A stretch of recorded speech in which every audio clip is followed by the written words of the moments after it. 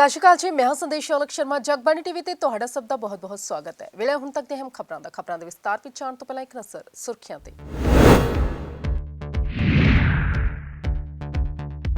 ਸਿੱਧੂ ਮਜੀਠੀਆ ਦੀ ਜੰਗ ਵਿੱਚ ਆਈ ਆਮ ਆਦਮੀ ਪਾਰਟੀ, ਭਗਵੰਤ ਮਾਨ ਨੇ ਜਨਤਾ ਨੂੰ ਕੀਤੀ ਖਾਸ ਅਪੀਲ।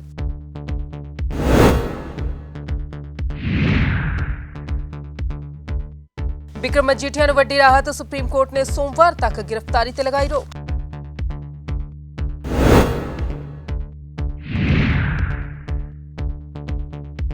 ਅਤੇ ਬੁਲੰਦ ਤੋਂ ਕਾਂਗਰਸ ਉਮੀਦਵਾਰ ਸੁਖਪਾਲ ਖਹਿਰਾ ਨੂੰ ਹਾਈਕੋਰਟ ਤੋਂ ਮਿਲੀ ਜ਼ਮਾਨਤ।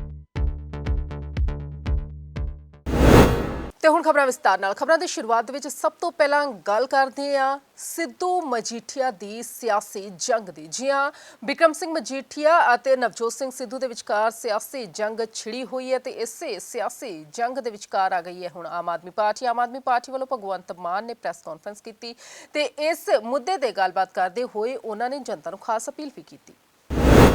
ਜਦੋਂ ਮਜੀਠੀਆ ਜੀ ਕਹਿੰਦੇ ਨਵਜੋਤ ਸਿੰਘ ਸਿੱਧੂ ਦੇ ਖਿਲਾਫ ਲੜੂਗਾ, ਲੜੋ ਜੀ, ਹੱਕ ਹੈ। ਪਰ ਮੈਂ ਇੱਕ ਸਵਾਲ ਪੁੱਛਣਾ ਚਾਹੁੰਦਾ ਦੋਨਾਂ ਤੋਂ।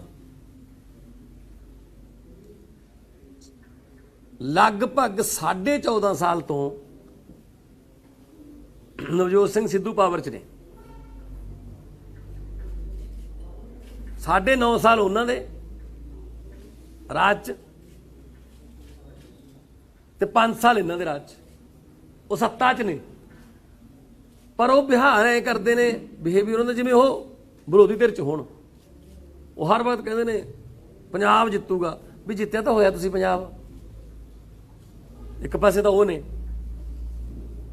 ਦੂਜੇ ਪਾਸੇ ਜਿਨ੍ਹਾਂ ਤੇ ਇਲਜ਼ਾਮ ਲੱਗਦੇ ਨੇ ਡਰੱਗਸ ਦੇ, ਉਹ ਵੀ ਸੱਤਾ ਭੋਗੀ। ਹੁਣ ਤੱਕ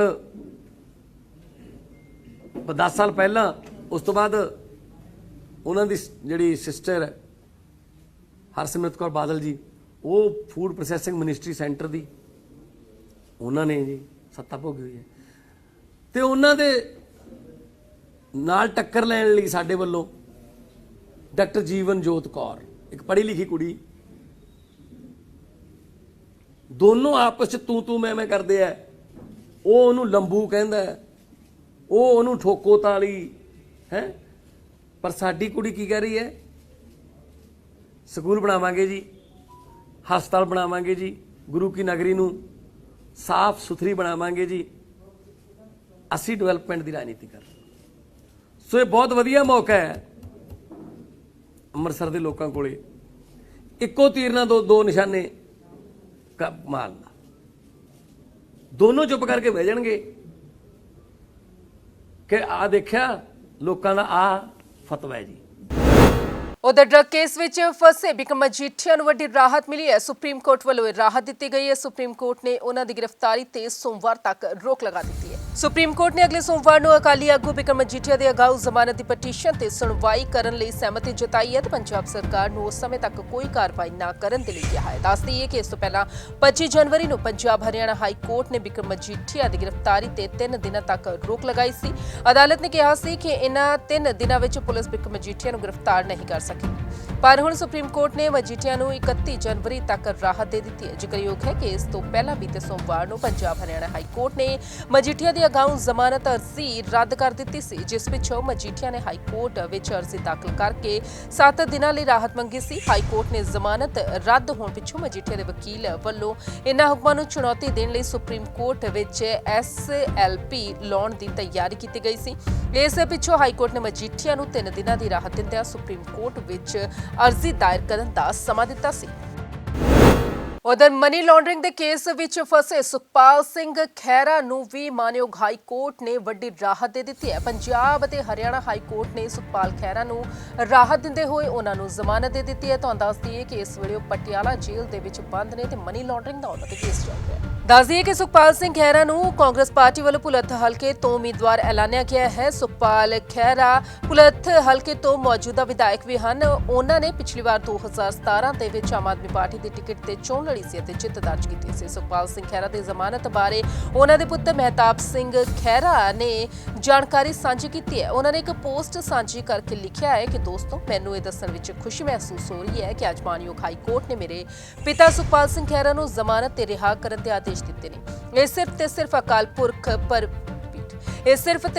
ਅਕਾਲ ਪੁਰਖ ਵਾਹਿਗੁਰੂ ਦੀ ਮਿਹਰ ਨਾਲ ਤੇ ਤੁਹਾਡੀਆਂ ਨਿਰੰਤਰ ਅਰਦਾਸਾਂ ਦਾ ਨਤੀਜਾ ਹੈ। ਉਧਰ ਚੰਡੀਗੜ੍ਹ ਦੀ ਵਾਰ ਰੂਮ ਦੀ ਮੀਟਿੰਗ ਅੱਜ ਹੋਈ, ਜਿਸ ਦੇ ਵਿੱਚ ਕਈ ਅਹਿਮ ਫੈਸਲੇ ਲਏ ਗਏ। ਤੁਹਾਨੂੰ ਦੱਸ ਦਈਏ ਕਿ ਜਿਸ ਤਰ੍ਹਾਂ ਦੀਆਂ ਰਿਸਟ੍ਰਿਕਸ਼ਨ ਜਾਂ ਫਿਰ ਸਖਤੀ ਕਹਿ ਲਓ ਵਰਤੀ ਜਾ ਰਹੀ ਸੀ ਕੋਰੋਨਾ ਦੇ ਚੱਲਦਿਆਂ, ਚੰਡੀਗੜ੍ਹ ਦੇ ਵਿੱਚ ਉਸ ਨੂੰ ਰਾਹਤ ਮਿਲ ਗਈ ਹੈ। 50% ਦੀ ਸਮਰੱਥਾ ਦੇ ਨਾਲ ਜਿਮ ਖੁੱਲ ਜਾਣ ਕੇ ਸੁਖਨਾ ਲੇਕ ਨੂੰ ਖੋਲ੍ਹਣ ਦੀ ਵੀ ਇਜਾਜ਼ਤ ਦੇ ਦਿੱਤੀ ਗਈ ਹੈ। ਨਾਲੋਂ ਨਾਲ ਮਾਰਕੀਟ ਜੋ 5 ਵਜੇ ਤੱਕ ਬੰਦ ਹੋ ਜਾਂਦੀ ਸੀ, ਉਸ ਦਾ ਸਮਾਂ ਵੀ ਹੁਣ 10 ਵਜੇ ਤੱਕ ਦਾ ਕਰ ਦਿੱਤਾ ਗਿਆ ਹੈ। ਉਧਰ ਸਾਡੇ ਸੰਵਾਦਦਾਤਾ ਨੇ director health services doctor Suman ਦੇ ਨਾਲ ਖਾਸ ਗੱਲਬਾਤ ਕੀਤੀ। ਇਸ ਦੌਰਾਨ ਉਹਨਾਂ ਨੇ ਦੱਸਿਆ ਕਿ ਚੰਡੀਗੜ੍ਹ ਦੇ ਵਿੱਚ 18 ਸਾਲ ਤੋਂ ਵੱਧ ਉਮਰ ਦੇ ਲੋਕਾਂ ਨੂੰ ਵੈਕਸੀਨ ਲਗਵਾਉਣ ਦਾ ਟੀਚਾ ਹੈਗਾ, ਜਿਹੜਾ ਉਹ 100% ਪੂਰਾ ਕਰ ਲਿਆ ਗਿਆ ਹੈ। 25 ਜਨਵਰੀ ਨੂੰ ਹੀ ਇਹ ਟੀਚਾ ਪੂਰਾ ਹੋ ਗਿਆ ਹੈ। ਚੰਡੀਗੜ੍ਹ ਵਿੱਚ 18 ਸਾਲ ਤੋਂ ਉੱਪਰ ਦੇ ਸਾਰੇ ਲੋਕਾਂ ਨੂੰ 100% ਦੀ ਵੈਕਸੀਨੇਸ਼ਨ ਲੱਗ ਚੁੱਕੀ ਹੈ। ਹੈਲਥ ਵਿਭਾਗ ਵੱਲੋਂ ਇਹ ਟਾਰਗੇਟ 25 ਜਨਵਰੀ ਨੂੰ ਹੀ ਪੂਰਾ ਕਰ ਲਿਆ ਗਿਆ ਸੀ, ਜਿਸ ਦਾ ਸਾਰਾ ਕ੍ਰੈਡਿਟ ਪੂਰੀ ਹੈਲਥ ਟੀਮ ਅਤੇ ਉਸ ਵਿੱਚ ਕੰਮ ਕਰਨ ਵਾਲੀਆਂ ਸਾਰੀਆਂ ਨਰਸਾਂ, ਵਾਰਡ ਬॉय ਅਤੇ ਡਾਕਟਰਾਂ ਨੂੰ ਜਾਂਦਾ ਹੈ। ਇਸ ਨੂੰ ਲੈ ਕੇ ਖਾਸ ਗੱਲਬਾਤ ਕੀਤੀ director health services doctor Suman Singh ਨੇ, ਜਿੱਥੇ ਡਾਕਟਰ ਸੁਮਨ ਸਿੰਘ ਨੇ ਦੱਸਿਆ ਕਿ ਉਹਨਾਂ ਨੂੰ ਖੁਸ਼ੀ ਹੈ ਕਿ ਚੰਡੀਗੜ੍ਹ ਵਿੱਚ 100% ਲੋਕਾਂ ਨੂੰ ਡਬਲ ਡੋਜ਼ ਲੱਗ ਚੁੱਕੀ ਹੈ। ਕੋਰੋਨਾ ਮਹਾਮਾਰੀ ਦੇ ਖਿਲਾਫ ਲੜਨ ਦਾ ਇੱਕਮਾਤਰ ਵਿਕਲਪ ਹੀ ਵੈਕਸੀਨੇਸ਼ਨ ਸੀ, ਜਿਸ ਨੂੰ ਲੈ ਕੇ ਉਹ ਲਗਾਤਾਰ ਲੋਕਾਂ ਨੂੰ ਜਾਗਰੂਕ ਕਰ ਰਹੇ ਸੀ। ਉਹਨਾਂ ਕਿਹਾ ਕਿ ਹੁਣ ਉਹਨਾਂ ਦਾ ਟਾਰਗੇਟ 15 ਤੋਂ 18 ਸਾਲ ਦੇ ਸਕੂਲੀ ਬੱਚਿਆਂ ਨੂੰ ਜੋ ਵੈਕਸੀਨ ਲਗਾਈ ਜਾ ਰਹੀ ਹੈ, ਉਸ ਨੂੰ ਵੀ ਛੇਤੀ ਪੂਰਾ ਕਰਨ ਦਾ है। चंडीगढ़ में वैक्सीनेशन पिछली जनवरी में शुरू हुई थी। फर्स्ट डोज की 100% कवरेज बहुत जल्दी हो गई थी। हमारे सारे एफर्ट से, मीडिया के एफर्ट से, हमारी जनरल पॉपुलेशन के कोऑपरेशन से हमने परसों सेकेंड डोज की 100% कवरेज पूरी कर ली है। मैं बहुत शुक्रगुजार हूँ चंडीगढ़ के लोगों का, मीडिया का, हमारे हेल्थ स्टाफ का, जिन्होंने बहुत एफर्ट्स करके इसको अचीव किया है। हमारा एक ही सुरक्षा कवच है कोविड की बीमारी के अगेंस्ट, और वो है हमारी वैक्सीनेशन। आज हम इस मुकाम पे हैं कि हम ये कह सकते हैं कि चंडीगढ़ की एडल्ट पॉपुलेशन टोटली वैक्सीनेटेड है दोनों डोजेस की। 3 जनवरी को 15 से 18 साल तक के बच्चों के लिए वैक्सीनेशन शुरू की गई। आज तक हमारे पास 70% वैक्सीनेशन कंप्लीट हो चुकी है। हमें बच्चों से बहुत ही अच्छा रिस्पांस आया है, और हमने देखा कि वो अपने आप बिना अपने पेरेंट्स के खुद लॉगिन करके और आगे बढ़ के उन्होंने अपनी वैक्सीनेशन कराई है। अभी हमारे पास 30% लोग ऐसे हैं बच्चे जो हमारे पास नहीं पहुंच पाए। हमारी पूरी कोशिश है कि अगले कुछ दिन में ये भी जल्दी 100% हो जाए। मेरी सबसे गुजारिश है कि जो बच्चे रह गए हैं, प्लीज़ अपने स्कूल में या नज़दीक के सेहत केंद्र में जाके अपनी वैक्सीनेशन जरूर कराएं। ਦੂਜੇ ਪਾਸੇ ਡਾਕਟਰ ਸੁਮਨ ਨੇ ਦੱਸਿਆ ਕਿ 3 ਜਨਵਰੀ ਤੋਂ ਇਹ ਡਰਾਈਵ ਸ਼ੁਰੂ ਹੋਈ ਸੀ, ਜਿਸ ਦੇ ਤਹਿਤ ਹਾਲੇ ਤੱਕ 17% ਬੱਚਿਆਂ ਨੂੰ ਵੈਕਸੀਨੇਸ਼ਨ ਲੱਗ ਚੁੱਕੀ ਹੈ। ਉਹਨਾਂ ਨੇ ਕਿਹਾ ਕਿ ਸਕੂਲੀ ਬੱਚਿਆਂ ਵਿੱਚ ਵੈਕਸੀਨੇਸ਼ਨ ਲਗਾਉਣ ਨੂੰ ਲੈ ਕੇ ਬਹੁਤ ਉਤਸ਼ਾਹ ਵੇਖਿਆ ਜਾ ਰਿਹਾ ਹੈ। ਨਾਲ ਹੀ ਹੋਰ ਬੱਚਿਆਂ ਨੂੰ ਵੀ ਅਪੀਲ ਕਰਦੇ ਹਾਂ ਕਿ ਉਹ ਅੱਗੇ ਆਉਣ ਅਤੇ ਆਪਣੀ ਵੈਕਸੀਨੇਸ਼ਨ ਜ਼ਰੂਰ ਲਗਵਾਉਣ। 10 जनवरी से frontline workers, health care workers और 60 से ऊपर जो हमारे बुजुर्ग हैं और ऐसे लोग हैं जिनकी कोमॉर्बिडिटीज़ हैं, उनके लिए बूस्टर डोज स्टार्ट की गई। अब तक 43% एल्डरलीज ने अपनी बूस्टर डोज लगवा ली है, और फ्रंटलाइन और हेल्थ केयर वर्कर्स में ये 10 से 11% है।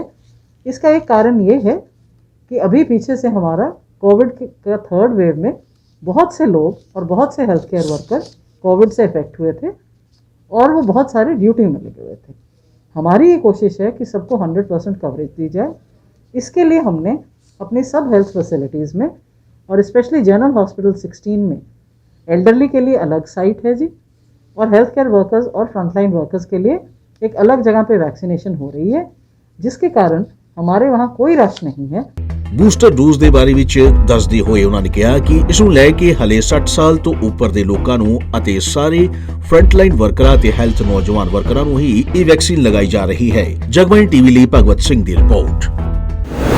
ਉਧਰ ਮੁਹਾਲੀ ਤੋਂ ਜਗਮੋਹਨ ਕੰਗ ਨੂੰ ਟਿਕਟ ਨਹੀਂ ਮਿਲੀ, ਜਿਸ ਦੇ ਚੱਲਦਿਆਂ ਉਹਨਾਂ ਦੇ ਵਿੱਚ ਨਾਰਾਜ਼ਗੀ ਦੇਖਣ ਨੂੰ ਮਿਲੀ। ਉਹਨਾਂ ਦੇ ਸਮਰਥਕ ਵੀ ਕਾਂਗਰਸ ਪਾਰਟੀ ਤੋਂ ਨਾਰਾਜ਼ ਨਜ਼ਰ ਆਏ, ਜਿਸ ਦੇ ਚੱਲਦਿਆਂ ਉਹਨਾਂ ਨੇ ਚਰਨਜੀਤ ਸਿੰਘ ਚੰਨੀ ਨੂੰ ਵੀ ਕਈ ਸਾਰੀਆਂ ਗੱਲਾਂ ਕਹੀਆਂ। ਆਪ ਨੂੰ ਟਿਕਟਾਂ ਜਿਹੜੀਆਂ ਹੈਗੀਆਂ ਜਾਂ ਆਪ ਦੇ ਕੈਂਡੀਡੇਟ ਨੇ ਉਹ ਵੀਕੀਆਂ ਨੇ, ਤੁਸੀਂ ਕਹਿ ਰਹੇ ਹੋ ਕਿ ਇਹ ਟਿਕਟ ਮੈਂ ਨਹੀਂ ਕਹਿ ਰਿਹਾ। ਚੰਨੀ ਦੇ ਆਸ-ਪਾਸ ਦੇ ਲੋਕ ਬਿਲਡਰ, ਹੋਮ ਮਾਫੀ ਵਾਲੇ, ਸੈਂਡ ਮਾਫੀ ਵਾਲੇ ਤੇ ਟਿੰਕੂ ਦੇ ਉਹ ਹਿੱਸੇਦਾਰ ਹੈ ਸਾਰੇ ਕੰਮਾਂ ਟਿੰਕੂ ਨਾਲ। ਕਿਉਂਕਿ ਸ਼ਰਮੇ ਨਾਲ ਟਿਕਟ ਮਿਲੀ ਹੈ ਕਾਂਗਰਸ ਪਾਰਟੀ ਵਿਜੇ ਕੁਮਾਰ ਸ਼ਰਮਾ, ਉਹ ਕਹਿੰਦੇ ਕਿ 5 ਕਰੋੜ ਰੁਪਇਆ ਦੇ ਕੇ ਟਿਕਟ ਚੰਨੀ ਨੇ ਦਿੱਤੀ ਹੈ। ਕਮੇਟੀ ਵੀ ਨਾ ਪਾਈਆਂ, ਰਾਤ ਨੂੰ ਡਬਲ ਰੇਟ ਹੋ ਜਾਂਦੇ ਨੇ। ਇਸ ਕਰਕੇ ਇੱਥੇ ਕੰਟਰੋਲ ਕਰਨਾ ਚਾਹੁੰਦਾ ਆਪ ਕੰਟਰੋਲ ਤਾਂ ਹੀ ਹੋਊਗਾ ਜਿਵੇਂ ਸ਼ਰਮਾ ਟਿੰਕੂ ਸ਼ਰਾਬ ਦਾ ਠੇਕੇਦਾਰ, ਫੌਜਦਾਰੀ ਕੇਸ ਕਰੇ, ਪ੍ਰੋਕਲੇਮ ਡਿਫੈਂਡਰ ਹੈ, ਦੁਨੀਆ ਜਾਣਦੀ ਹੈ, ਉਹ ਟਿਕਟ ਦਵਾ ਕੇ ਲਿਆ ਤੇ ਰਬੜ ਸਟੈਂਪ ਬਣ ਕੇ ਰਹੂਗਾ। ਮੇਰੀ ਅਪੀਲ ਹੈ ਸੋਨੀਆ ਗਾਂਧੀ, ਰਾਹੁਲ ਗਾਂਧੀ ਨੂੰ ਕਿ ਮੇਰੀ ਟਿਕਟ ਇਨਸਾਫ ਕਰਕੇ ਰਿਵਿਊ ਕਰੋ। ਜੇ ਨਹੀਂ ਹੁੰਦਾ ਤਾਂ ਮੈਨੂੰ ਬਹੁਤ ਬੜਾ ਕੁਝ ਕਰਨਾ ਪਏਗਾ ਜਿਹੜਾ ਮੈਂ ਨਹੀਂ ਚਾਹੁੰਦਾ, ਜੋ ਨਾ ਮੇਰਾ ਕਰੈਕਟਰ ਹੈ। ਫਿਰ ਮੈਂ ਜੇ ਨਾ ਹੋਇਆ ਤਾਂ ਚਰਨਜੀਤ ਚੰਨੀ ਵਾਸਤੇ ਹੈਰਾਨ ਵਾਸਤੇ ਮੈਂ ਚਮਕੌਰ ਸਾਹਿਬ ਜਾਊਂਗਾ, ਮੋਰਿੰਡੇ ਜਾਊਂਗਾ, ਘਰ ਘਰ ਜਾਊਂਗਾ, ਦੱਸੂਗਾ ਇਹ ਪਾਪੀ ਆਦਮੀ, ਭ੍ਰਸ਼ਟ ਆਦਮੀ ਹੈ, ਮੁੱਖ ਮੰਤਰੀ ਬਣ ਕੇ ਇਹਨੇ ਸਾਡੀ ਕਾਂਗਰਸ ਪਾਰਟੀ ਬੇੜਾ ਗਰਕ ਕਰਨਾ ਹੈ। ਖਰੜ ਤੋਂ ਕਾਂਗਰਸ ਦੇ ਖਿਲਾਫ ਝੰਡਾ ਚੁੱਕ ਦਿੱਤਾ। ਜਗਮੋਹਨ ਸਿੰਘ ਕੰਗ ਹੋਣਾ ਨੇ ਆਪਣੇ ਬੇਟੇ ਦੇ ਲਈ ਟਿਕਟ ਦੀ ਉਮੀਦ ਕਰ ਰਹੇ ਸੀਗੇ ਕਿ ਕਾਂਗਰਸ ਹਾਈ ਕਮਾਂਡ ਵੱਲੋਂ ਟਿਕਟ ਦਿੱਤੀ ਜਾਵੇਗੀ, ਪਰ ਮਿਲੀ ਨਹੀਂ। ਜਗਮੋਹਨ ਕੰਗ ਸਾਡੇ ਨਾਲ ਨੇ। ਕੰਗ ਸਾਹਿਬ, ਕਿਹਨਾਂ ਨੇ ਤੁਹਾਡੇ ਬੇਟੇ ਦੀ ਟਿਕਟ ਜਿਹੜੀ ਤੁਸੀਂ ਮੰਗ ਰਹੇ ਸੀਗੇ, ਤੁਸੀਂ ਹੁਣ ਇਲਜ਼ਾਮ ਲਾ ਰਹੇ ਹੋ ਚਰਨਜੀਤ ਸਿੰਘ ਚੰਨੀ ਹੋਣਾ ਤੇ ਕਿ ਉਹਨਾਂ ਨੇ ਕਟਵਾ ਦਿੱਤੀ ਹੈਗੀ ਆ, ਕੀ ਕਾਰਨ ਰਹੇ ਹੈਗੇ ਨੇ ਕਿ ਤੁਹਾਨੂੰ ਟਿਕਟ ਜਿਹੜੀ ਹੈਗੀ ਆ ਨਹੀਂ ਮਿਲੀ ਹੈਗੀ? ਦੇਖੋ, ਜਿੱਥੋਂ ਤੱਕ ਸਵਾਲ ਹੈ ਟਿਕਟ ਨਹੀਂ ਮਿਲੀ ਹੈ, ਇਹ ਬੜੀ ਭਾਰੀ ਮਿਹਨਤ ਜ਼ਾਤੀ ਹੋਈ ਹੈ, ਬੇਇਨਸਾਫੀ ਹੋਈ ਹੈ। ਜਿੰਨੇ ਸਰਵੇ ਕਾਂਗਰਸ ਪਾਰਟੀ ਦੇ ਹੋਏ ਜਾਂ ਅਸੀਂ ਕਰਾਏ, ਸਭ ਤੋਂ ਅੱਗੇ ਮੈਂ ਜਾ ਰਿਹਾ ਹਾਂ ਵੋਟਾਂ ਮੁਤਾਬਕ।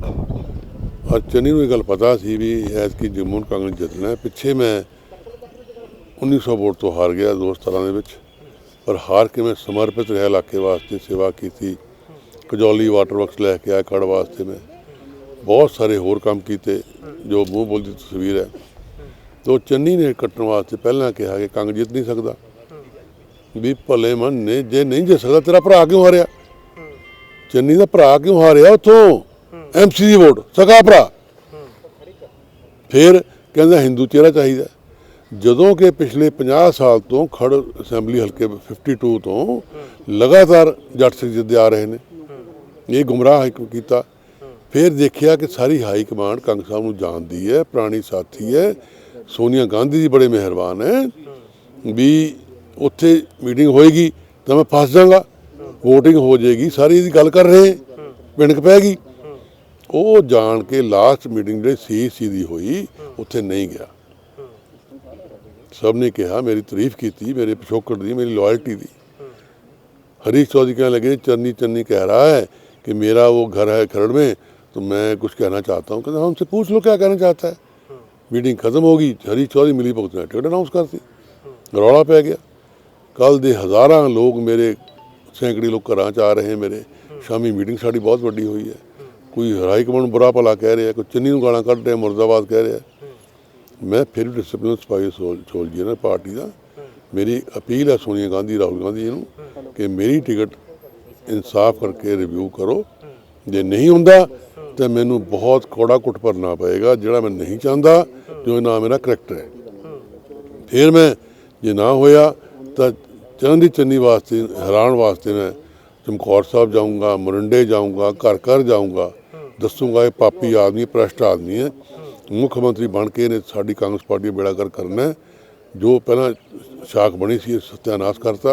इसलिए मैं फिर कहना चाहना कि जे हाई कमांड साढ़े नाल सलूक ठीक नहीं करूगी या मैरिट ते मेरा इंसाफ नहीं करूगी तो मजबूर होकर जिवें गुरु साहब ने कहा जब ही बाण लागे तभी रोज़ जागे। इसी करके सानू कौड़ा घुटो करना। मैं अपने बेटे लड़ाऊंगा इलेक्शन।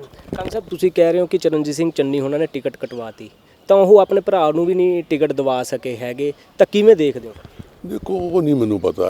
मैं दसिया कई बार कई प्रैस चैनल में कह चुके हैं कि चन्नी वास्ते खड़ इलाका गोल्ड माइन है। जमीन बड़ियां महंगियां कमेटी पा के बड़ा पैसा मिलता है। प्रधान रहा उत्थे ठगियां ने बहुत पहला मारियां, कमेटीज बिना पवाइयां और रात तो डबल रेट हो जाते हैं। इस करके उत्थे कंट्रोल करना चाहते अपना। कंट्रोल तां ही होगा दिवेश शर्मा टिंकू शराब का ठेकेदार, फौजदारी केस खले है, प्रोक्लेम्ड ऑफेंडर है, दुनिया जानती है, ਉਹਨੂੰ टिकट दवा के लिया कि रबर स्टैंप बन के रहूगा। ਹਾਈ ਕਮਾਨ ਨੂੰ ਦਿਖਿਆ ਨਹੀਂ, ਤੁਹਾਡੀ ਸੀਨੀਅਰਟੀ ਨਹੀਂ ਦਿਖੀ? पता नहीं, ये तो हाई कमान जाने ना, जिन्हें गुमराह करता। हरीश चौधरी नाल रलिया होया ते हर गल सारा बच्चा मैं नहीं कहता, सारे पंजाब कहता हरीश चौधरी जी इक्को ही गल है जो करते। ਇਸ ਤੋਂ ਪਹਿਲਾਂ ਐਲੀਗੇਸ਼ਨ ਲੱਗਦੇ ਸੀਗੇ ਕਿ ਆਪ ਨੂੰ ਟਿਕਟਾਂ ਜਿਹੜੀਆਂ ਹੈਗੀਆਂ ਜਾਂ ਆਪ ਦੇ ਕੈਂਡੀਡੇਟ ਨੇ ਉਹ ਵਿਕੀਆਂ ਨੇ, ਤੁਸੀਂ ਕਹਿ ਰਹੇ ਹੋ ਕਿ ਇਹ ਟਿਕਟ ਵੀ ਵਿਕੀ ਹੈ। मैं नहीं कह रहा, चन्नी के आस पास के लोग बिल्डर, होम माफी वाले, सैंड माफी वाले ते टिंकू दे हिस्सेदार है सारे कम्मा। टिंकू शर्मे नाल जो टिकट मिली है कांग्रेस पार्टी की, विजय कुमार शर्मा, वो कहते हैं कि 5 करोड़ रुपया दे के टिकट चन्नी ने दी है। पहला भी फाइनेंसर है ये, भरतिंदर चहल साढ़े एडवाइजर से कैप्टन साहब के, उन्होंने फाइनेंसर है, उन्होंने इन्हूं बनाया सी प्लैनिंग बोर्ड का चेयरमैन मोहाली का। कि लोड़े की गल है कि नहीं, देखो हासो ही नहीं गल है, बंदा रोपड़ तो प्रधान बनने मोहाली का चेयरमैन बोर्ड का। ये गलतियां हुई हैं और मैं उदों बड़ा इतराज़ किया भी गलत काम करन कांग्रेस पार्टी जा रही, पर बड़ा तो की करिए। ਸਮਾਂ ਕਿੰਨਾ ਦੇ ਰਹੇ ਹੋ? ਜੇ ਰਿਵਿਊ ਨਹੀਂ ਹੁੰਦਾ ਹਾਈ ਕਮਾਨ ਵੱਲੋਂ ਕਦੋਂ ਨੋਮੀਨੇਸ਼ਨ ਫਾਈਲ ਕਰਨਗੇ ਤੁਹਾਡੇ? देखो पेपर मेरे तैयार हो रहे हैं सारे, जो होने बनते हैं लगे हुए हैं असी, तो आस है हाई कमान आशीर्वाद देगी, मैनू रिव्यू करेगी, मैरिट से इंसाफ करेगी, नहीं करेगी तो असी आज़ाद लड़ांगे। मेरा बेटा आज़ाद सिंह कंग इलैक्शन लड़ेगा खड़ इलाके ਤੋਂ। ਆਖਰੀ ਸਵਾਲ ਹੈ ਮੇਰਾ, ਬੇਸ਼ੱਕ ਤੁਸੀਂ ਇੰਡੀਪੈਂਡੈਂਟ ਲੜਨ ਦੀ ਗੱਲ ਕਰ ਰਹੇ ਹੋ ਤਾਂ ਕਿਤੇ ਨਾ ਕਿਤੇ ਖਰੜ ਹਲਕੇ ਦੇ ਵਿੱਚ ਹੁਣ ਇਹ ਵੀ ਚਰਚਾ ਜ਼ੋਰ ਫੜ ਰਹੀ ਹੈ ਕਿ ਜੇਕਰ ਤੁਸੀਂ ਵੀ ਇੰਡੀਪੈਂਡੈਂਟ ਲੜਦੇ ਹੈਗੇ ਹੋ ਤਾਂ ਕਿਤੇ ਨਾ ਕਿਤੇ ਅਕਾਲੀ ਦਲ ਦਾ ਜਿਹੜਾ ਉਮੀਦਵਾਰ ਹੈ ਉਹਨਾਂ ਨੂੰ ਬੈਨੀਫਿਟ ਹੁੰਦਾ ਦਿਖਾਈ ਦੇ ਰਿਹਾ। देखो ये तो रब जाने बेनीफिट किनू होना है। 5-6 उम्मीदवार हैं, वोट वंडी जानी है, nobody knows what will happen tomorrow, किसी को कुछ पता नहीं है। हर ने अपना जोर मारना है, पर मन्नू पता है कि मेरी वोट सब तो बाद निकलेगी। लोगों च मेरा प्यार है, मुहब्बत है, रसूख है, दुख सुख की सांझ है, मैं विकास कराया जिन्ना। ਬਹੁਤ ਬਹੁਤ ਸ਼ੁਕਰੀਆ। ਤਾਂ ਇਹ ਸੀ ਸਾਡੇ ਨਾਲ ਜਗਮੋਹਨ ਸਿੰਘ ਕੰਗ, ਸਾਫ਼ ਤੌਰ ਤੇ ਕਹਿੰਦੇ ਨਜ਼ਰ ਆ ਰਹੇ ਨੇ ਕਿ ਚਰਨਜੀਤ ਸਿੰਘ ਚੰਨੀ ਹੋਣਾ ਨੇ ਇਹਨਾਂ ਦੇ ਬੇਟੇ ਦੀ ਟਿਕਟ ਕਟਵਾਈ ਹੈ। 5 ਕਰੋੜ ਰੁਪਏ ਦੇ ਵਿੱਚ ਟਿਕਟ ਵਿਕੀ ਹੈ ਖਰੜ ਸੀਟ। ਤਾਂ ਹੁਣ ਵੇਖਣਾ ਹੋਵੇਗਾ ਕਿ ਕਾਂਗਰਸ ਹਾਈ ਕਮਾਨ ਇਸ ਸੀਟ ਤੇ ਰਿਵਿਊ ਕਰਦੀ ਹੈ ਜਾਂ ਫਿਰ ਜਗਮੋਹਨ ਸਿੰਘ ਕੰਗ ਆਪਣੇ ਬੇਟੇ ਨੂੰ ਇੰਡੀਪੈਂਡੈਂਟ ਉੱਥੋਂ ਦੀ ਚੋਣ ਲੜਾਉਂਦੇ ਨੇ। ਚੰਡੀਗੜ੍ਹ ਤੋਂ ਵੀਡੀਓ ਜਰਨਲਿਸਟ ਅਮਿਤ ਕੁਮਾਰ ਦੇ ਨਾਲ ਜਗਬਾਣੀ ਟੀਵੀ ਲਈ ਵਰੁਣ ਭੱਟ। ਉਹਦੇ ਚੰਡੀਗੜ੍ਹ ਦੇ ਵਿੱਚ ਪਿਛਲੇ ਕਾਫੀ ਸਮੇਂ ਤੋਂ ਸਟਰੀਟ ਵੈਂਡਰਸ ਦੀਆਂ ਸਮੱਸਿਆਵਾਂ ਸਾਹਮਣੇ ਆ ਰਹੀਆਂ ਸੀ। ਉਹ ਵਾਰ-ਵਾਰ ਆਪਣੀਆਂ ਮੰਗਾਂ ਲੈ ਕੇ ਸਭ ਦੇ ਸਾਹਮਣੇ ਜਾ ਰਹੇ ਸੀ, ਪਰ ਹੁਣ ਸਾਬਕਾ ਮੇਅਰ ਰਵੀਕਾਂਤ ਸ਼ਰਮਾ ਨੇ ਇਹਨਾਂ ਨੂੰ ਲੈ ਕੇ ਕੁਝ ਗੱਲਾਂ ਕਹੀਆਂ ਨੇ। ਉਹਨਾਂ ਦਾ ਕਹਿਣਾ ਹੈ ਕਿ ਇਸ ਤੇ ਚਰਚਾ ਹੋਵੇਗੀ ਤੇ ਕਮੇਟੀ ਵੀ ਬਣਾਈ ਜਾਵੇਗੀ। ਚੰਡੀਗੜ੍ਹ 'ਚ 2 ਸਾਲ ਪਹਿਲਾਂ ਵੈਂਡਰਾਂ ਨੂੰ ਵੱਖ-ਵੱਖ ਜਗ੍ਹਾ ਸ਼ਿਫਟ ਕੀਤਾ ਗਿਆ ਸੀ ਤੇ ਇਹ ਸਾਰੇ ਹੀ ਸਟਰੀਟ ਵੈਂਡਰ ਵੱਖ-ਵੱਖ ਥਾਵਾਂ ਤੇ ਦਰਖਤਾਂ ਦੇ ਹੇਠਾਂ ਜਾਂ ਵੱਖ-ਵੱਖ ਸੈਕਟਰਾਂ ਦੇ ਵਿੱਚ ਕਾਫੀ ਸਾਲਾਂ ਤੋਂ ਕੰਮ ਕਰ ਰਹੇ ਸਨ। ਪਰ ਨਗਰ ਨਿਗਮ ਦੇ ਵੱਲੋਂ ਸਟਰੀਟ ਵੈਂਡਰਸ ਨੂੰ ਇਹਨਾਂ ਦੀ ਥਾਂ ਤੋਂ ਚੁੱਕ ਕੇ ਦੂਸਰੀ ਥਾਂ ਸ਼ਿਫਟ ਕੀਤਾ ਗਿਆ ਸੀ, ਜਿੱਥੇ ਕਿ ਨਾ ਤਾਂ ਇਹਨਾਂ ਦਾ ਕੰਮ ਚੱਲ ਰਿਹਾ ਤੇ ਨਾ ਹੀ ਇਹਨਾਂ ਨੂੰ ਬੈਠਣ ਦੀ ਸਹੀ ਥਾਂ ਹੈ। ਉੱਥੇ ਹੀ ਸੈਕਟਰ 22, 19 ਤੇ 17 ਦੇ ਵਿੱਚ ਸਟਰੀਟ ਵੈਂਡਰਸ ਦੇ ਬੈਠਣ ਤੇ ਪਾਬੰਦੀ ਲਗਾ ਦਿੱਤੀ ਗਈ ਸੀ ਤੇ ਇਸ ਤੋਂ ਬਾਅਦ ਆਏ ਕਰੋਨਾ ਦੇ ਚੱਲਦੇ ਇਸ ਦੇ ਹਾਲਾਤ ਹੋਰ ਵੀ ਖਰਾਬ ਹੋ ਗਏ ਨੇ। ਪਰੇਸ਼ਾਨ ਹੋ ਰਹੇ ਵੈਂਡਰਾਂ ਦਾ ਕਹਿਣਾ ਹੈ ਕਿ ਇਹਨਾਂ ਨੂੰ ਫਿਰ ਤੋਂ ਉਸੇ ਥਾਂ ਤੇ ਬੈਠਣ ਦੀ ਇਜਾਜ਼ਤ ਦਿੱਤੀ ਜਾਵੇ ਜਿੱਥੇ ਇਹ ਬੈਠਦੇ ਨੇ। हम मलोवे में रहते हैं और हमारी दुकानें थी सेक्टर 24-25 की लाइटों पर, अब इन्होंने वेंडर जोन में घेर दिया जी।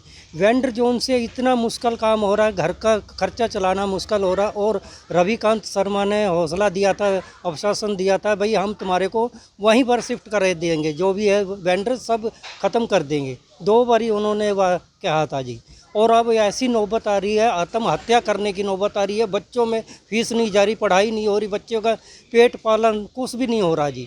और घर से कर्जा लेकर अपना मैं काम धंधा चला रहा हूँ सर। दिक्कत ये आ रही है कि गवर्नमेंट ने हमारे को स्ट्रीट वेंडर बना दिया है और यहाँ पे हमारे को थोड़ी 5x6 की जगह दे के हमारे को उसमें सामान नहीं आ रहा है और हमारा और परेशानी हो रही, बच्चों की फ़ीस नहीं दी जा रही, पर बहुत ज़्यादा परेशानी हो रही है। हम एक कस्टमर भी नहीं आ रहा और बहुत ज़्यादा दिक्कत आ रही है हमारे को।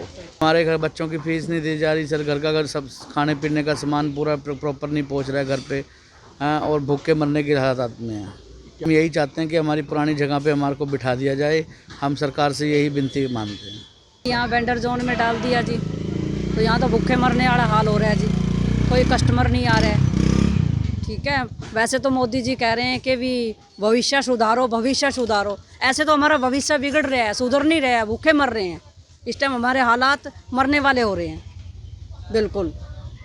इससे अच्छा तो हमें जहर दे दो, हाथ काट के पैर काट के यहीं खड्डा खोद के दाब दो वेंडर जोन से। तो ਦੱਸਦੀ ਕਿ ਸਾਬਕਾ ਮੇਅਰ ਰਵਿਕਾਂਤ ਸ਼ਰਮਾ ਨੇ ਮਾਮਲੇ ਦੇ ਉੱਤੇ ਪੁਨਰ ਵਿਚਾਰ ਕਰਨ ਨੂੰ ਕਿਹਾ ਸੀ, ਪਰ ਹੁਣ ਮੇਅਰ ਬਦਲ ਚੁੱਕਿਆ ਤੇ ਹੁਣ ਇਹ ਮਾਮਲਾ ਵੀ ਫਿਲਹਾਲ ਠੰਡੇ ਬਸਤੇ ਦੇ ਵਿੱਚ ਚਲਾ ਗਿਆ ਤੇ ਅਜਿਹੇ ਦੇ ਵਿੱਚ ਸਟਰੀਟ ਵੈਂਡਰਸ ਕਾਫੀ ਪਰੇਸ਼ਾਨ ਨੇ ਤੇ ਉਹਨਾਂ ਨੇ ਪ੍ਰਸ਼ਾਸਨ ਤੋਂ ਉਹਨਾਂ ਨੂੰ ਫਿਰ ਤੋਂ ਉਸੇ ਜਗ੍ਹਾ ਦੇ ਉੱਪਰ ਬੈਠਣ ਦੀ ਗੁਹਾਰ ਲਗਾਈ ਹੈ। ਜਗਬਾਣੀ ਟੀਵੀ ਦੇ ਲਈ ਚੰਡੀਗੜ੍ਹ ਤੋਂ ਕੁਲਦੀਪ ਕੁਮਾਰ ਦੀ ਰਿਪੋਰਟ।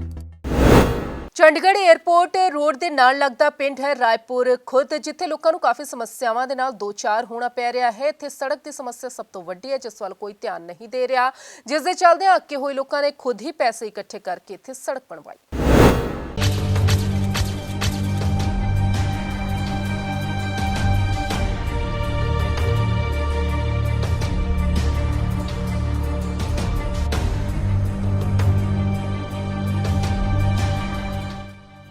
ਚੰਡੀਗੜ੍ਹ ਦੇ ਪਿੰਡਾਂ ਦੀਆਂ ਤਸਵੀਰਾਂ ਅਸੀਂ ਲਗਾਤਾਰ ਤੁਹਾਨੂੰ ਦਿਖਾਉਂਦੇ ਹੀ ਰਹਿੰਦੇ ਹਾਂ, ਜਿੱਥੇ ਕਿ ਲੋਕ ਲੋੜੀਂਦੀਆਂ ਸਹੂਲਤਾਂ ਤੋਂ ਵਾਂਝੇ ਹੋ ਕੇ ਬਦਹਾਲੀ ਦਾ ਜੀਵਨ ਜਿਉਣ ਦੇ ਲਈ ਮਜਬੂਰ ਹੋ ਰਹੇ ਨੇ। ਉੱਥੇ ਹੀ ਅਸੀਂ ਅੱਜ ਤੁਹਾਨੂੰ ਜਿਹੇ ਹੀ ਇੱਕ ਪਿੰਡ ਦੀ ਤਸਵੀਰ ਦਿਖਾਉਣ ਜਾ ਰਹੇ ਹਾਂ, ਜਿੱਥੇ ਕਿ ਨਗਰ ਨਿਗਮ ਅਤੇ ਪ੍ਰਸ਼ਾਸਨ ਦੇ ਵੱਲੋਂ ਸੜਕ ਨਾ ਬਣਵਾਉਣ ਦੇ ਉੱਪਰ ਲੋਕਾਂ ਦੇ ਵੱਲੋਂ ਖੁਦ ਹੀ ਉਪਰਾਲਾ ਕਰਕੇ ਪੈਸੇ ਇਕੱਠੇ ਕੀਤੇ ਗਏ ਨੇ ਤੇ ਇਕੱਠੇ ਕਰਕੇ ਸੜਕ ਬਣਵਾਈ ਗਈ ਹੈ। ਦਰਅਸਲ ਅਸੀਂ ਚੰਡੀਗੜ੍ਹ 에ਅਰਪੋਰਟ ਦੇ ਨਾਲ ਲੱਗਦੇ ਪਿੰਡ ਰਾਏਪੁਰ ਦੀ ਗੱਲ ਕਰ ਰਹੇ ਹਾਂ, ਜਿੱਥੇ ਕਿ ਸੜਕ ਨਾਮ ਦੀ ਕੋਈ ਵੀ ਚੀਜ਼ ਨਹੀਂ ਹੈ ਤੇ ਜੋ ਸੜਕ ਥੋੜੀ ਬਹੁਤ ਹੈ ਵੀ ਤਾਂ ਉਹ ਸੀਵਰੇਜ ਦੀਆਂ ਪਾਈਪਾਂ ਪਾਉਣ ਤੋਂ ਬਾਅਦ ਟੁੱਟ ਚੁੱਕੀ ਹੈ। ਪਿਛਲੇ ਦਿਨੀ ਲਗਾਤਾਰ ਬਰਸਾਤ ਦੇ ਕਾਰਨ ਸੜਕਾਂ ਦਾ ਇੰਨਾ ਮਾੜਾ ਹਾਲ ਹੋਇਆ ਹੈ ਕਿ ਲੋਕਾਂ ਦਾ ਘਰਾਂ ਤੋਂ ਬਾਹਰ ਨਿਕਲਣਾ ਮੁਸ਼ਕਿਲ ਹੋ ਗਿਆ ਸੀ। ਕਿਤੇ ਚਿੱਕੜ, ਕਿਤੇ ਟੋਏ ਅਤੇ ਗਾਰੇ ਦੇ ਕਾਰਨ ਲੋਕ ਆਪਣੇ ਕੰਮਕਾਜਾਂ ਤੇ ਵੀ ਨਹੀਂ ਜਾ ਪਾ ਰਹੇ ਸਨ। ਇੱਥੋਂ ਤੱਕ ਕਿ ਲੋਕ ਸੜਕ ਤੋਂ ਲੰਘਦੇ ਸੀ ਤਾਂ ਕਈ ਵਾਰ ਹਾਦਸੇ ਦਾ ਵੀ ਸ਼ਿਕਾਰ ਹੋ ਜਾਂਦੇ ਸਨ, ਜਿਸ ਦੇ ਨਾਲ ਤੰਗ ਆਏ ਲੋਕਾਂ ਨੇ ਖੁਦ ਹੀ ਮੁਸ਼ੱਕਤ ਕਰਕੇ ਸੜਕ ਬਣਵਾਈ ਅਤੇ ਜੀਸੀਬੀ ਨੂੰ ਬੁਲਾ ਕੇ ਖੁਦ ਹੀ ਸੜਕ ਦੇ ਉੱਪਰ ਮਿੱਟੀ ਪਵਾਈ ਹੈ ਤੇ ਉਸ ਨੂੰ ਪੱਧਰਾ ਕਰਵਾਇਆ। ਸਾਡੇ ਪਿੰਡ ਦਾ ਇੰਨਾ ਬੁਰਾ ਹਾਲ ਹੈ ਕਿ ਅਸੀਂ ਪਿੰਡਾਂ ਚਲੇ ਜਾਈਏ ਨਾ, ਸਭ ਦੀਆਂ ਗਲੀਆਂ ਪੱਕੀਆਂ ਨੇ ਤੇ ਇੱਕ ਚੰਡੀਗੜ੍ਹ ਜਿਹਦਾ ਪਿੰਡ ਹੈ, ਦੇਖੋ ਕੀ ਹਾਲ ਹੋਇਆ। ਅਸੀਂ ਆਪ ਸੜਕ ਬਣਵਾ ਰਹੇ ਹਾਂ, ਆਪ ਇੱਥੇ ਪੈਸੇ ਲਾ ਕੇ ਰੇਤਾ ਬਜਰੀ ਜੋ ਵੀ ਆ ਕਰਵਾ ਰਹੇ ਹਾਂ। ਹੁਣ ਇੰਨਾ ਗਾਰਾ ਹੋ ਗਿਆ ਕਿ ਅਸੀਂ ਡਿਊਟੀ ਵੀ ਜਾਈਏ ਤਾਂ ਸਾਨੂੰ ਵਿੱਚ ਕੱਢ ਜਾਂਦੇ ਤੇ ਅਸੀਂ ਦਫ਼ਤਰੋਂ ਲੇਟ ਹੋ ਜਾਂਦੇ ਆ। ਦੱਸੋ ਅਸੀਂ ਕਰੀਏ ਕੀ? ਇੱਥੇ ਪਿੰਡ ਹੈ ਕਿ ਇਹ ਸ਼ਹਿਰ ਹੈ? ਨਾਲੇ ਚੰਡੀਗੜ੍ਹ ਦਾ ਸ਼ਹਿਰ ਦੱਸਦੇ ਆ ਇਹ। ਅਸੀਂ ਇੰਨੇ ਪਰੇਸ਼ਾਨ ਹੈ ਕਿ ਬਿਜਲੀ ਪਾਣੀ ਦਾ ਬਿੱਲ ਇੰਨਾ ਆ ਰਿਹਾ ਸਾਡਾ ਹੈ, ਕਿੱਥੇ ਜਾਈਏ, ਕੀ ਕਰੀਏ? ਇੰਨੀ ਇਨਕਮ ਹੈ ਨਹੀਂ ਕਿ ਕਰੋਨਾ ਨੇ ਸਾਡੀ ਸਾਰੀਆਂ ਰੁਜ਼ਗਾਰ ਖੋਲਿਆ, ਅਸੀਂ ਕਰੀਏ ਕੀ? ਤਾਰਾਂ ਨੰਗੀਆਂ ਸਾਰੀਆਂ ਹੈ, ਕਰੰਟ ਆਉਣ ਦਾ ਉਹ ਡਰ ਹੈ, ਕੀ ਕਰੀਏ ਅਸੀਂ? ਕਿੱਥੇ ਜਾਈਏ? ਤੇ ਆਪ ਸਾਰਿਆਂ ਨੂੰ ਪੁੱਛ ਲਓ, ਇਹੀ ਹਾਲ ਹੈ। ਦੇਖਿਆ ਜੀ, ਇੱਥੇ ਸਾਰੀ ਸੜਕਾਂ ਸਾਡੀ ਖਰਾਬ ਪਈ ਹੈ, ਨਾ ਤਾਂ ਕੋਈ ਸਟਰੀਟ ਲਾਈਟ ਚੱਲਦੀ ਹੈ ਅਤੇ ਸਾਡਾ ਬਿਜਲੀ ਬਹੁਤ ਆ ਰਹੀ ਹੈ ਔਰ ਮਤਲਬ ਪਾਣੀ ਤਾਂ ਆਉਂਦਾ ਹੀ ਨਹੀਂ ਹੈਗਾ। ਬਿਜਲੀ ਦਾ ਬਿੱਲ ਸਾਡਾ ਬਹੁਤ ਆ ਰਿਹਾ ਹੈ ਤੇ ਜਦ ਪਹਿਲਾਂ ਪੰਚਾਇਤ ਸੀ ਤਾਂ ਸਾਡੇ ਕੰਮ ਹੋ ਵੀ ਜਾਂਦੇ ਸੀ, ਹੁਣ ਸਾਡਾ ਕੋਈ ਕੰਮ ਨਹੀਂ ਹੋ ਰਿਹਾ ਹੈ। ਤੇ ਸੜਕਾਂ ਦਾ ਹਾਲ ਦੇਖ ਹੀ ਰਹੇ ਹੋ, ਬਹੁਤ ਬੁਰਾ ਹਾਲ ਹੈ ਇੱਥੇ ਤੇ ਲੋਕਾਂ ਦਾ ਬਾਹਰ ਨਿਕਲਣਾ ਬੜਾ ਔਖਾ ਹੋਇਆ ਪਿਆ ਹੈ। ਇਹ ਜਿਹੜੀ ਸੜਕ ਹੈ ਪਿੰਡ ਵਾਲੇ ਖੁਦ ਬਣਵਾ ਰਹੇ? ਹਾਂਜੀ, ਇਹ ਸਾਡੇ ਆਪਾਂ ਨੇ ਖੁਦ ਬਣਾਈ ਹੈ, ਸਾਰਿਆਂ ਨੇ ਰਲ ਕੇ। ਆਪਾਂ JCB ਬੁਲਾ ਕੇ ਸਾਰਾ, ਕਿਉਂਕਿ ਲੋਕਾਂ ਨੂੰ ਬਹੁਤ ਜ਼ਿਆਦਾ ਪ੍ਰੋਬਲਮ ਫੇਸ ਕਰਨੀ ਪੈ ਰਹੀ ਸੀ, ਤਾਂ ਆਪਾਂ ਇਹ ਖੁਦ ਬਣਾਈ ਹੈ ਜੀ।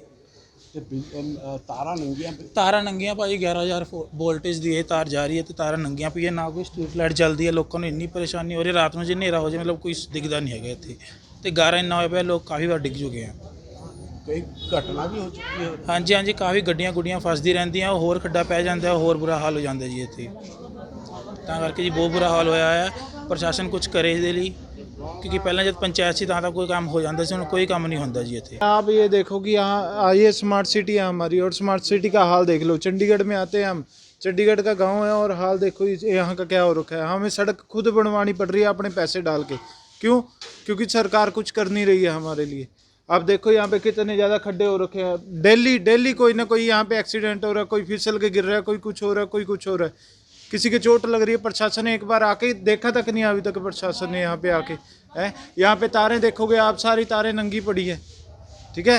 कोई सहूलत नहीं मिलती है। पानी है, पानी ग्राउंड फ्लोर पे मिलता है, उसके ऊपर 2 मंजिल जिसकी 3 मंजिल है उसको पानी ही नहीं मिलता है, ठीक है।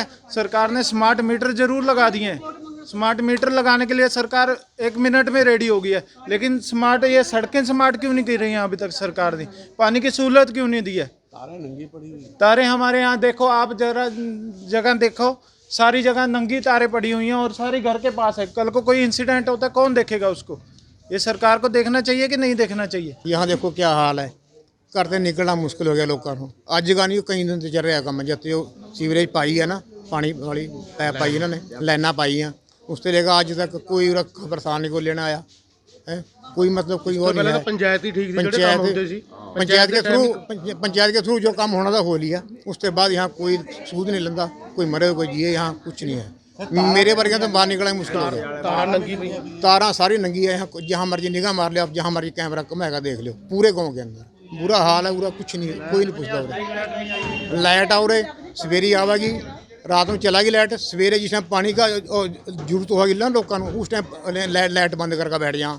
ये नहीं पता क्या चक्कर है। पानी देखो आप, ये पानी इस टाइम खोल कर दिखाइए आपको, निचली वो ग्राउंड फ्लोर के ऊपर पानी है, ऊपर पानी चढ़ता है। सड़कों का बड़ा बुरा हाल है पूरे पिंड। सड़कों तो बहुत ज़्यादा माड़ा हाल है, बढ़ना मुश्किल हो गया। रिश्तेदार नहीं ठीक करा रहे हैं। हाँ जी, अपने पल्ले से पैसे खर्च रहे हैं लोग, बताओ कितना पैसा खर्च देंगे लोग, बुरा हाल है। ਇਨਾ ਹੀ ਨਹੀਂ, ਪਿੰਡ ਵਿੱਚ ਸਾਫ਼ ਸਫਾਈ, ਬਿਜਲੀ ਦੀਆਂ ਤਾਰਾਂ ਤੇ ਪੀਣ ਵਾਲੇ ਪਾਣੀ ਦੀ ਵੀ ਕਾਫੀ ਕਿੱਲਤ ਸੀ ਤੇ ਉੱਥੇ ਹੀ ਦੂਜੇ ਪਾਸੇ ਬਿਜਲੀ ਦੀਆਂ ਲਮਕਦੀਆਂ ਹੋਈਆਂ ਤਾਰਾਂ ਵੀ ਕਈ ਵਾਰ ਹਾਦਸਿਆਂ ਨੂੰ ਸੱਦਾ ਦਿੰਦੀਆਂ ਨੇ ਤੇ ਕਈ ਵਾਰ ਲੋਕ ਹਾਦਸੇ ਦਾ ਸ਼ਿਕਾਰ ਵੀ ਹੋ ਚੁੱਕੇ ਨੇ। ਪਿੰਡ ਵਿੱਚ ਸਮਾਰਟ ਮੀਟਰ ਤਾਂ ਲਗਾ ਦਿੱਤੇ ਗਏ ਨੇ, ਪਰ ਤਾਰਾਂ ਦਾ ਜਾਲ ਉਸੇ ਤਰ੍ਹਾਂ ਹੀ ਪਿਆ ਹੈ। ਪੀਣ ਵਾਲੇ ਪਾਣੀ ਦੀ ਵੀ ਲਗਾਤਾਰ ਇਹਨਾਂ ਲੋਕਾਂ ਨੂੰ ਸਮੱਸਿਆ ਪੇਸ਼ ਆ ਰਹੀ ਹੈ। ਸਥਾਨਕ ਲੋਕਾਂ ਦਾ ਇਹ ਵੀ ਕਹਿਣਾ ਹੈ ਕਿ ਉਹ ਕਈ ਵਾਰ ਇਹਨਾਂ ਸਮੱਸਿਆਵਾਂ ਦੀ ਸ਼ਿਕਾਇਤ ਕਰ ਚੁੱਕੇ ਨੇ, ਪਰ ਹਾਲੇ ਤੱਕ ਉਹਨਾਂ ਦੀਆਂ ਮੁਸ਼ਕਲਾਂ ਦਾ ਕੋਈ ਵੀ ਨਿਬੇੜਾ ਜਾਂ ਹੱਲ ਨਹੀਂ ਕੱਢਿਆ ਗਿਆ। ਹੁਣ ਦੇਖਣ ਵਾਲੀ ਗੱਲ ਹੋਵੇਗੀ ਕਿ ਪ੍ਰਸ਼ਾਸਨ ਅਤੇ ਨਗਰ ਨਿਗਮ ਇਹਨਾਂ ਸਥਾਨਕ ਵਾਸੀਆਂ ਦੀਆਂ ਲੋੜਾਂ ਨੂੰ ਕਦੋਂ ਪੂਰਾ ਕਰਦਾ ਤੇ ਇਹਨਾਂ ਦੀਆਂ ਸਮੱਸਿਆਵਾਂ ਦਾ ਹੱਲ ਕਦੋਂ ਤੱਕ ਕਰਦਾ ਹੈ। ਜਗਬਾਣੀ ਟੀਵੀ ਦੇ ਲਈ ਚੰਡੀਗੜ੍ਹ ਤੋਂ ਭਗਵਤ ਸਿੰਘ ਦੀ ਰਿਪੋਰਟ।